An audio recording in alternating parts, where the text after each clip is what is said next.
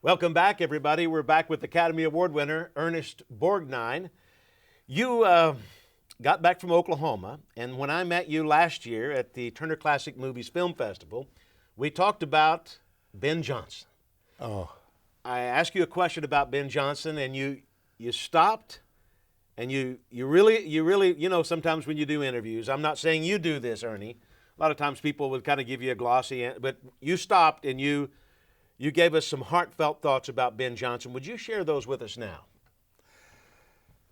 Ben was the kind of a fella that, you run across a few people in your life where you say, I want him on my side. He was that kind of a fella. He'd do anything and never say a word, just quietly and easy does it, And he was the nicest fella you ever want to meet. No big pretense about it. I'm Ben Johnson, I'm this, I'm that. No way. Just plain, ordinary, easygoing guy who was working for a buck. And that was Ben Johnson. And he could do everything. My brother and I hosted a morning TV show in Oklahoma City for 12 years. My brother Butch and I did that. And Ben would come back every year and had a big fundraiser event where you would ride local celebrities and bring in some other celebrities from out of town. They'd ride and rope, all for children's charities. He had a real soft spot in his heart for He children's had a charities. soft spot for everybody. Yep. He was that kind of a fella. He was just, I don't know. I look back and I can see him standing there before me now, just quiet, easygoing, and that little shy little smile on his face. And you guys, I guess you could sit around and talk. I mean, you guys were both Academy Award winners. Yeah, that's right. Well, he never expected it, and I fell on the floor when he accepted his statue because he said, "You know something? I deserve this."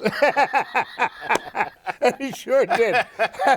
Having worked with John Ford, if you could work with John Ford, man, you deserved it. Yeah, and I heard that they even had a falling out because he didn't like the way Ford treated somebody. I mean, he didn't appreciate it. And they had a falling out for a few years. He was that kind of a fella. Yeah. You guys did the Wild Bunch together with Warren Oates and Robert Ryan. You worked with Robert Ryan a few times. Sure. And then, of course, William Holden, and then the legendary Sam Peckinpah. And in the book, you said you and Peckinpah he had some words occasionally for you, Well, it wasn't words. It was the idea that how do we do this and how do we do that? And I had more words with him on another picture than I did on the Wild Bunch.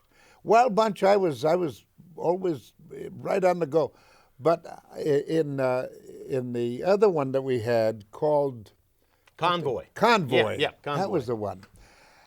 He would sit there on a hill, and I was in a police car chasing this convoy of trucks. And that rascal would sit up there, and he'd smoking his pipe or doing something, just sitting back and enjoying. And here we were in this sand, not sand, but powder, just powdered sand that was up to here on our trucks, on our cars.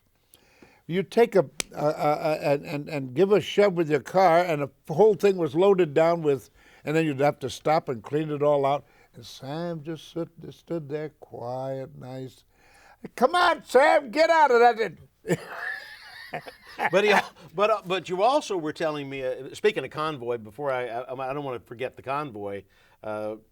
Your connection with Chris Christopherson. I think Chris Christopherson later told you he didn't remember anything about that movie. Is that right? Because that was during the days of some wildness, a lot of wildness, right? Well, it wasn't so wild. I mean, he was in his own little world, and that was it. It was fine. Hey, we still made the picture. But he said he didn't remember anything about it. I didn't know I made that picture. Speaking of Peckinpah, but there was something in the book that you said that he was going to do a picture, and then he was dropped, and you went by to chat with him, and I think you had a few choice words that for was him. a picture. He was still sore about it, although you didn't have anything to do with it. No, I had nothing to do with it, and it was a picture called Emperor of the North. That was the final title. Emperor of the North Pole was this picture about hobos on trains. And you were the conductor. And no, I was the conductor of the train, and And I went up to ask him. I had just finished Poseidon Adventure that Friday, as a matter of fact. And I went up to see him, and I knew he was on the 20th Century Fox set. And I said, Sam, I said, I came up to get a little information. And I said, I'd like to know what you think of what kind of character do you think I ought to come up with when I make, From Here to Return, the Emperor of the North. He looked at me and he said a couple of words, and I said, "Oh, thank you very much, sir," and I left. Well, he was just sore. He was sore. No, he wasn't sore. No, at not me. at you, but he was just sore at the situation that he. They had taken a picture away from him Yeah. and given it to another director, and because they promised him something else, and he was sore, and I don't blame him. I mean, it turned out to be a pretty good picture, and hey, he had ideas for that too, and I'm sorry that he couldn't do it, but that was the note I left him, and I never saw him again in my life. And I still laugh at the time when he said, what he did say, and I know that he didn't mean it, but God bless him. Hey, he's resting peacefully. We will continue our conversation with this patriot and Academy Award winner, Ernest Borgnine, right after this. Don't go away.